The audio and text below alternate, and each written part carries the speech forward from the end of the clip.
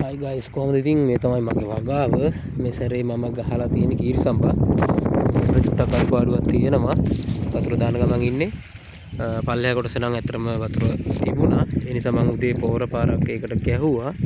නමුත් උඩ කොටස වතුර තිබුණ නැති හින්දා මම උඩ ටිකට පොහොර ගැහුවේ නැහැ.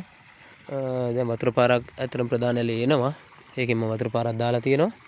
ඉතින් මේ වගාව හොඳට සරුසාරට හැදිලා තියෙනවා.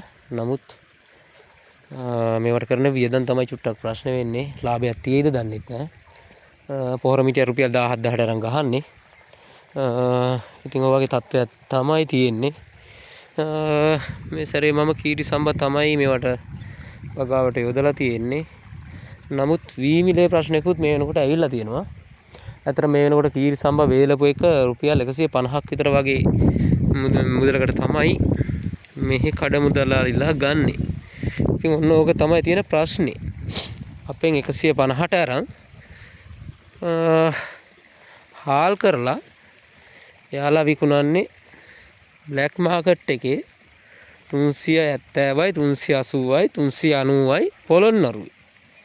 ඉතින් පොළොන්නරුවේ මේ මිලට විකුණනකොට අනිත් පැතිවල කීයට විකුණනවද කියලා මම හරියටම දන්නේ නැහැ. අපි බලමු ඉතින් මේ සැරේ මොනවා වෙයිද කියලා. ඇත්තටම මේ වෙනකොට ලක්ෂ 2කමාරකට කිට්ටු වෙන්න වියදම් කරලා තියෙනවා. මේ ගොයමට දැන් දවස් 25යි. තව ඉතින් ගොඩක් වැඩ තියෙනවා. ඒ වගේම විශේෂයෙන්ම මතක් කරන්න ඕන දෙයක් තියෙනවා. මම මේක කරන්නේ මේක මගේ එකක් නෙමෙයි අඳේට අරන්. ඒ කියන්නේ මම මේක කරලා මේකෙන් කොටසක් මේකේ අයිතිකාරයාට දෙන්න ඕනේ. එතකොට මට මේක ඇත්තටම ලාභයක් තියෙයිද නැද්ද කියලාවත් කියන්න බෑ. මීට කලින් මම අවුරුදු 5ක් දැන් මම තනියෙන් කරන්න පටන් අරන් අවුරුදු දැන් 7ක් විතර වෙනවා. නමුත් ගැටලුවක් උන්නේ නැහැ. අඳෙත් දීලා මගේ වියදනුත් ඔක්කොම බේරගෙන ගෙදර කාලා බෙලා හිටියා. ඉතින් නමුත් දැන් ඇති වෙලා තියෙන තත්ත්වෙත් එක්ක මෙහෙම වියදම් කරලා මේවයි ලාභයක් ගන්න පුළුවන් වේද කියන ප්‍රශ්නේ තමයි මමත් ඉන්නේ. මොකද කරන්නේ ඉතින් වෙන කරන්න දෙයක්වත් නැහැ. ඉතින් අපි වගා කටයුතු කරගෙන යනවා. මේ සැරේ චූටි තව මගේ අතින් උන වැරද්දකුත් තිබුණා. ඇත්තටම කැලේ මරා ගන්න ටිකක් අමාරු වුණා. වල්නාශක මේ සැරේ හිතන තරම් අපි හිතපු තරම් සාර්ථක වුණේ නැහැ. 3 පාරක් වල්නාශක යොදන්න වුණා. මම වල්නාශක ඇත්තටම 3 පාරක් හේදුවා.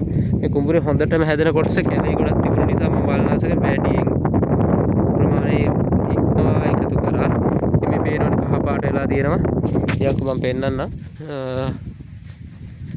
ගන්න දෙයක් නැහැ ඒ ටික. විබුසල් 2කට වැඩි. මේක විබුසල් 5ක කුඹුරක්. විබුසල් 2කට වැඩිය ගොයම සම්පූර්ණම සවුත් වෙලා තියෙනවා.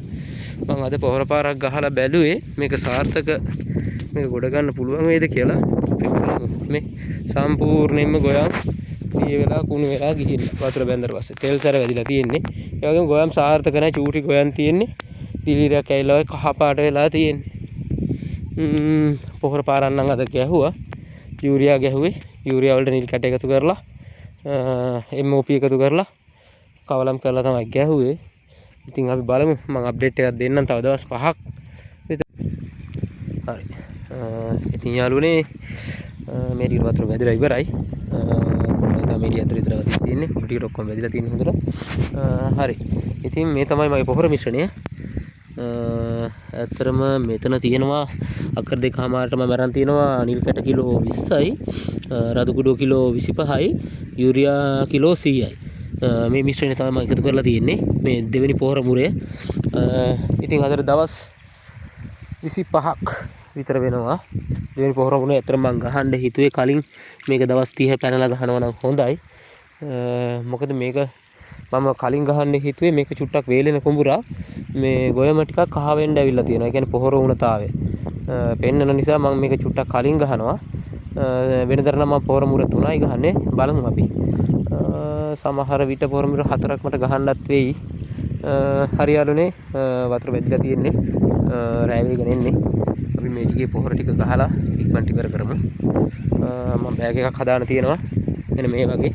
මේක කරට දාගෙන හරි මේ ආකාරයට මම පොහොර ටික බෑග් එකට දාගෙන තියෙනවා.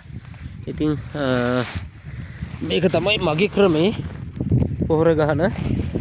ගොඩක් කට්ටිය බකට් වලට අරන් ගහනවා. එතකොට තව ඒක විදිහට ගහනවා. ඒක තමයි මගේ ක්‍රමය. ඉතින් මට ලේසි ක්‍රමය මේක තමයි. ඒ නිසා මම මේ විදිහට තමයි ගහන්නේ. ඉතින් මම පොහොර ටික ගහලා එන්න.